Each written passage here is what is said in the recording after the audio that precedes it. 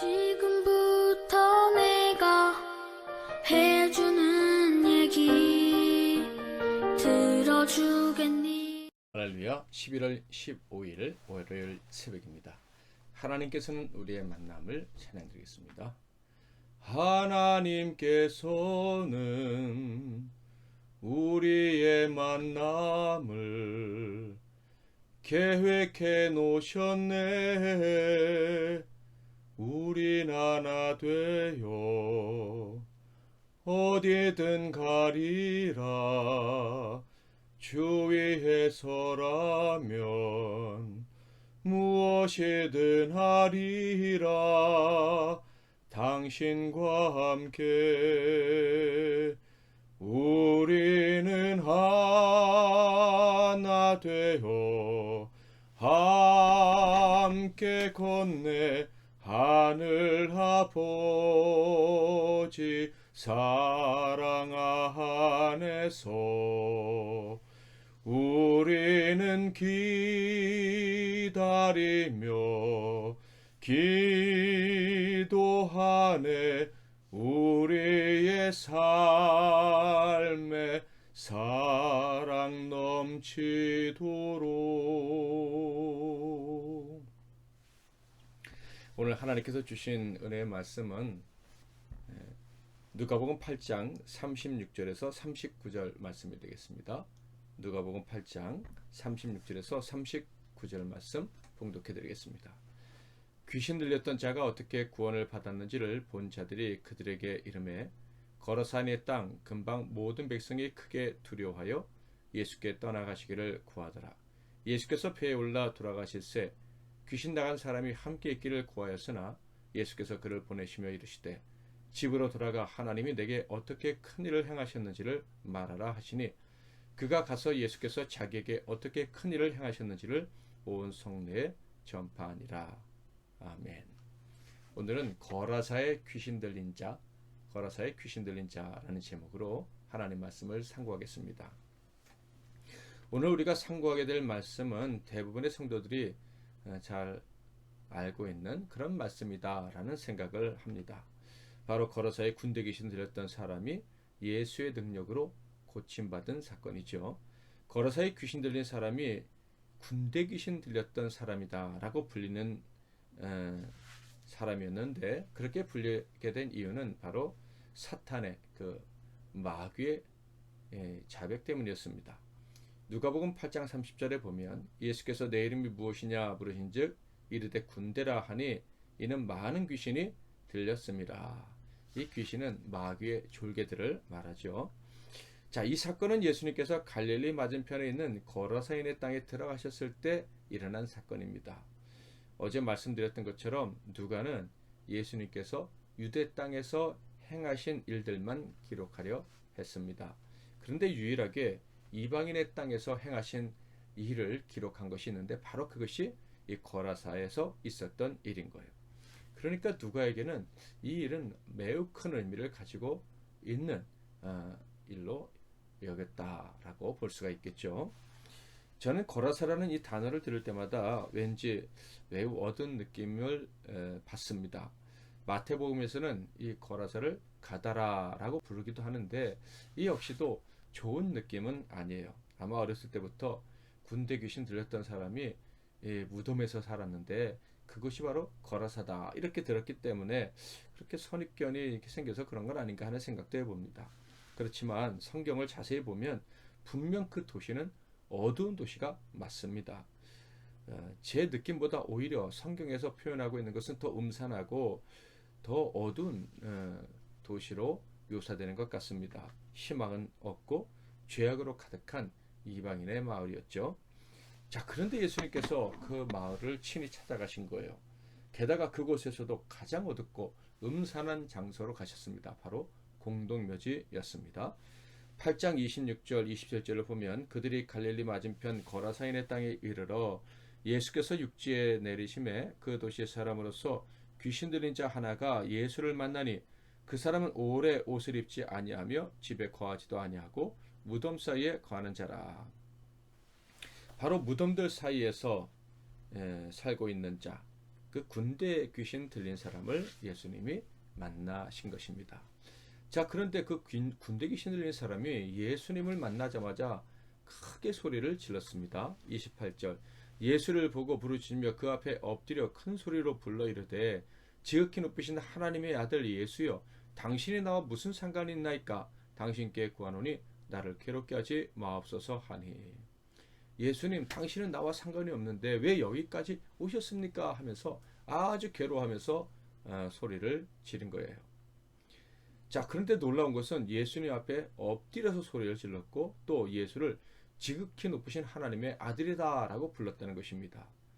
귀신 들린 사람, 제정신이 아닌 사람, 정신 이상자로 취급받고 동네에서 쫓겨난 사람이 할 수 있는 말이 아니죠. 정상적인 사고와 행동을 할 수 없어서 동네에서 쫓겨난 사람이 바로 이 사람이에요. 그런데 정확한 영적 지식을 가지고 예수님을 하나님으로 알고 엎드려 두려워하며 그리고 하나님의 아들이라고 고백을 한 것입니다. 어떻게 이렇게 정확한 말을 할 수 있을까요? 이 사람의 의지와 행동을 한 것이 아니었습니다. 바로 귀신이 대신 이야기를 한 것이었죠. 그러니까 이 사람은 분명한 것이 정신병자는 아니었고 귀신 들린 사람이 맞다라고 보는 것입니다. 다음 구절을 보면 그 사람 안에 있는 귀신들이 그렇게 엎드려서 소리를 질렀던 분명한 이유가 나옵니다. 29절. 이는 예수께서 이미 더러운 귀신을 명하사 그 사람에게서 나오라 하셨습니다. 귀신이 가끔 그 사람을 붙잡으므로 그를 쇠사슬과 고랑에 매어 지켰으되 그 맨 것을 끊고 귀신에게 몰려 광야로 나갔더라. 놀랍게도 예수님께서 이미 그 사람 안에 있는 귀신들에게 그 군대 귀신에게 나가라 명령을 하셨기 때문에 이 귀신이 이 사람 안에서 엎드려지면서 예수님 앞에 엎드리면서 부르짖었다 하는 것을 알 수가 있습니다. 그 사람에게서 내리신 명령은 그 사람을 살리시기 위한 것이었지만 이 귀신들 입장에서는 정말 듣고 싶지 않은 명령이었습니다. 그 명령이 너무 싫어서 그 명령을 받았다는 사실에 괴로워서 이 마귀가 엎드려서 비명을 질렀던 것이죠. 그렇지만 마귀는 분명히 알고 있었습니다. 그들이 비명을 질러봤자 소용이 없다는 것을. 예수님은 하나님이시므로 그 명령은 취소되지 않고 그 명령에 저항할 수도 없다는 것을 알고 있었던 거예요. 그러니까 이 사람이 여기서 나아가긴 하겠지만 제발 무적행에는 던지지 마시고 다른 곳으로 가게 해달라고 애원을 했던 것이죠. 무적행은 어디입니까? 마귀의 고향이기도 하고 마귀가 영원히 심판을 받는 곳입니다. 그러니까 제발 그곳엔 보내지 말아달라고 부탁을 한 것이죠. 그러자 예수님께서는 다음과 같이 처분을 내리셨습니다. 32절 33절.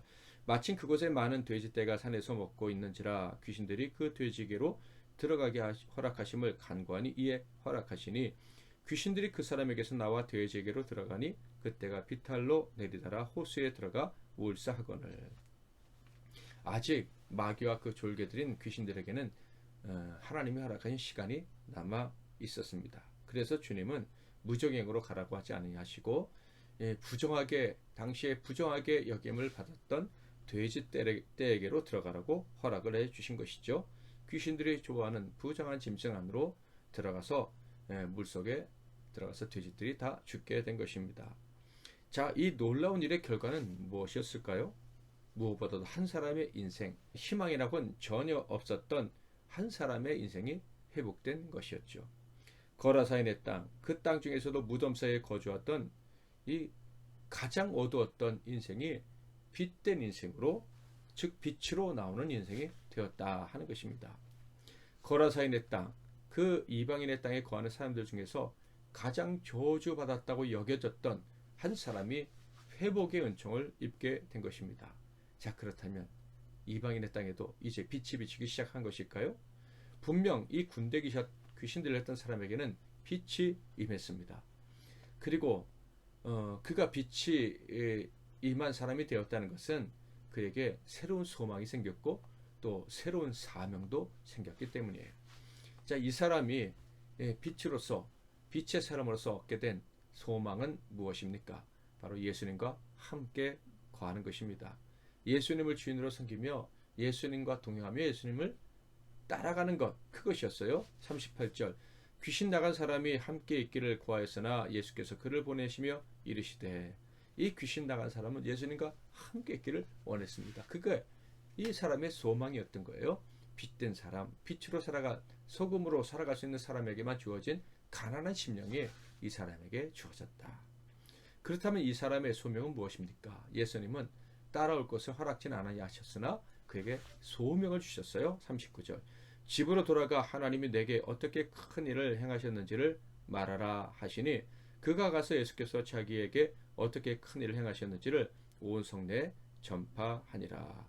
바로 거라사인들이 사는 땅에 들어가서 주님이 하신 일을 전파하게 된 것입니다. 이방인의 땅에 구원의 복된 소식을 알리면서 살아갈 수 있는 사명, 이 복된 사명을 받게 된 것이죠. 8장 16절부터 보면 이런 말씀이 기록되어져 있습니다.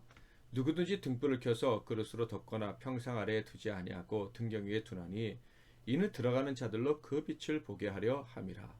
숨은 것이 장차 드러나지 아니할 것이 없고 감추인 것이 장차 알려지고 나타나지 않을 것이 없느니라. 그러므로 너희가 어떻게 들을까 스스로 삼가라. 누구든지 있는 자는 받겠고 없는 자는 그 있는 줄로 아는 것까지도 빼앗기리라 하시니라. 이 말씀의 의미가 무엇일까요? 들을 귀 있는 자들만 말씀을 듣고 그 말씀대로 행하되 많은 사람들 앞에서 행하게 될 것이다 라는 말씀이에요. 들을 귀 있는 자는 듣고 등경의 불빛처럼 들은 말씀을 전하는 빛된 사명을 감당하게 될 것이다 라는 말씀이에요. 그리고 그렇게 들을 귀 있는 사람이 듣고 그 말씀대로 행하면 더더욱 말씀을 더 많이 듣고 많이 깨닫는 복을 얻게 될 것이다 라는 축복의 말씀이죠. 그러나 들을 귀가 없는 사람은 갈수록 들을 기회를 빼앗기게 될 것이고 완전히 그 기회를 상실하고 영원히 멸망하게 된다라는 말씀이 바로 이 말씀인 거예요. 그렇다면 이 귀신을 들던 사람은 어떤 사람입니까? 들을 귀가 있는 사람이고 빛이 된 사람이에요. 들을 귀가 있는 사람이 되어 더 듣기를 사모하였습니다. 그리고 나아가 빛 대신 주님과 그분의 행하심을 전하게 되었으니 그는 더욱더 하나님의 말씀을 듣고 깨닫는 자, 빛으로 행하는 기회를 붙잡고 또 붙잡는 자가 될 것입니다. 정말 복된 인생으로 바뀌었다라고 할 수가 있는 것이죠. 그는 다시는 무덤 같은 데 머물 필요가 없습니다. 오직 빛 가운데 사는 인생이 된 거예요. 누가복음 8장 16절부터 있는 말씀 그대로 이 사람은 참으로 복을 받은 사람이 된 것이다. 자, 그렇다면 이 사람의 일로 인해서, 이 사람의 사명으로 인해서 거라사인의 도시는 바로 빛의 도시 그리고 밝은 도시로 바뀌었을까요? 34절부터 35절을 보겠습니다. 치던 자들이 그 이루어진 일을 보고 도망하여 성내와 마을에 알리니 사람들이 그 이루어진 일을 보러 나와서 예수께 이르러 귀신 나간 사람이 옷을 입고 정신이 온전하여 예수의 발치에 앉아있는 것을 보고 두려워하거늘. 어두운 마을에 있던 자들이 군대 귀신 들린 사람에게 벌어진 일, 예수님이 베푸신 은총에 대해서 듣게 되었습니다. 그런데 그 소리를 듣고 두려워했다, 이렇게 기록되어 있습니다. 그렇다면 그들이 어떤 일을 행해야 될까요? 그들도 새로운 인생을 허락해달라고 주님 앞에 나와서 엎드려야 하지 않을까요? 우리도 은혜를 입고 싶다고 간구해야 하지 않을까요? 우리도 빛도 되고 이방인의 땅, 이 누가복음에 기록된 유일한 예수님이 가신 그 이방의 땅도 빛이 되게 해달라고 구하는 것이 아닐까요? 자, 그런데 이 거라사인들의 반응은 우리의 기대와는 정반대였습니다. 36절 37절 귀신 들렸던 자가 어떻게 구원을 받았는지 본 자들이 그들에게 이르매 거라사인의 땅 근방 모든 백성이 크게 두려워하여 예수께 떠나가시기를 구하더라. 예수께서 배에 올라 돌아가실세. 놀랍게도 그들은 빛을 두려워했을 뿐만 아니라 거부했습니다. 그래서 귀신 들렸던 자처럼 예수를 따르겠다는 말은커녕 예수님의 은총을 입은 자가 되고 싶다는 말을 하기는커녕 자신들로부터 떠나주시기를 간청을 한 것입니다. 여러분은 오늘 말씀을 들으시면서 어떤 생각이 드십니까? 많은 생각이 떠오르겠지만 저는 한 가지 말씀을 드리고 싶습니다.